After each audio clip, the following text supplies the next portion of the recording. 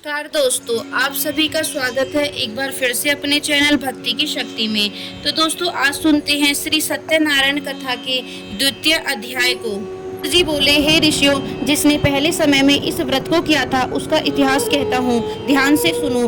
सुंदर काशीपुर नगरी में एक अत्यंत निर्धन ब्राह्मण रहता था। भूख प्यास से परेशान वह धरती पर घूमता रहता था। ब्राह्मणों से प्रेम करने वाले भगवान ने एक दिन ब्राह्मण का वेश धारण कर उसके पास जाकर पूछा, हे विप्र, नित्य दुखी होकर तुम पृथ्वी पर क्यों घूमते हो? दीन ब्राह्मण बोला, मैं निर्धन ब्राह्मण हूँ, भिक्षा के लिए धरती पर घूमता हूँ। हे भगवान, यदि आप कोई ऐसा उपाय जानते हो तो बताइए। वृद्ध ब्राह्मण कहता है कि सत्यनारायण भगवान मनोवांछित फल देने वाले हैं, इसलिए तुम उनका पूजन करो। इसे करने से मनुष्य सभी दुखों से मुक्त हो जाता है। वृद्ध ब्राह्मण बनकर आए सत्यनारायण भगवान उस निर्धन ब्राह्मण को व्रत का सारा विधान बताकर अंतर्ध्यान हो गए। ब्राह्मण मन ही मन सोचने लगा कि जिस व्रत को वृद्ध ब्राह्मण ने करने को कहा है मैं उसे जरूर करूंगा।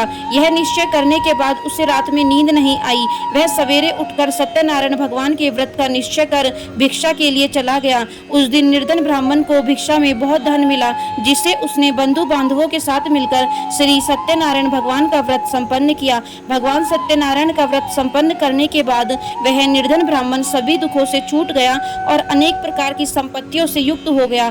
उसी समय से यह ब्राह्मण हर माह इस व्रत को करने लगा। इस तरह से सत्यनारायण भगवान के व्रत को जो मनुष्य करेगा वह सभी प्रकार के पापों से छूटकर मोक्ष को प्राप्त होगा। जो मनुष्य इस व्रत को करेगा वह भी सभी दुखों से मुक्त हो जाएगा। सूत जी बोले कि इस तरह से नारद जी से नारायण जी का कहा हुआ श्री सत्यनारायण व्रत को मैंने तुमसे कहा है। हे विप्रो, मैं अब और क्या कहूँ? ऋषि बोले, हे मुनिवर, संसार में उस विप्र से सुनकर और किसने इस व्रत को किया है, हम सब इस बात को सुनना चाहते हैं। इसके लिए हमारे मन में श्रद्धा का भाव है। सूत जी बोले, हे मुनियों, जिसने इस व्रत को किया है वह सब सुनो। एक समय वही विप्र धन और ऐश्वर्य के अनुसार अपने बंधु बांधवों के साथ इस व्रत को करने को तैयार हुआ। उसी समय एक लकड़ी बेचने वाला बूढ़ा आदमी आया और लकड़ियां बाहर रखकर अंदर ब्राह्मण के घर में गया।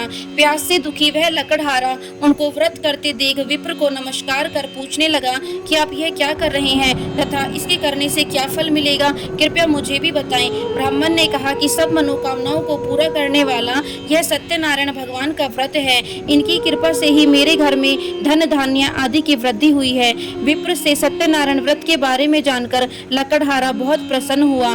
चरना अमृत लेकर और प्रसाद खाने के बाद वह अपने घर गया। लकड़हारे ने अपने मन में संकल्प किया कि आज लकड़ी बेचने से जो धन मिलेगा उसी से श्री सत्यनारायण भगवान का उत्तम व्रत करूंगा। मन में इस विचार को ले बूढ़ा आदमी सिर पर लकड़ियां रख उस नगर में बेचने गया जहां धनी लोग ज्यादा रहते थे।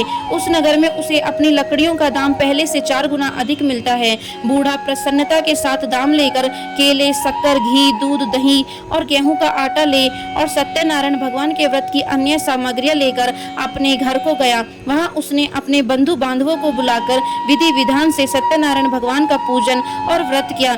इस व्रत के प्रभाव से वह बूढ़ा लकड़हारा धन, पुत्र आदि से युक्त होकर संसार के समस्त सुख भोग अंत काल में बैकुंठ धाम चला गया। इति श्री सत्यनारायण व्रत कथा का द्वितीय अध्याय संपूर्ण। बोलिए श्रीमन नारायण नारायण नारायण, भजमन नारायण नारायण नारायण। तो दोस्तों यह थी सत्यनारायण व्रत कथा का दूसरा अध्याय। यदि वीडियो आपको पसंद आई हो तो चैनल को सब्सक्राइब करना बिल्कुल ना भूलें और वीडियो को लाइक एंड शेयर जरूर करें।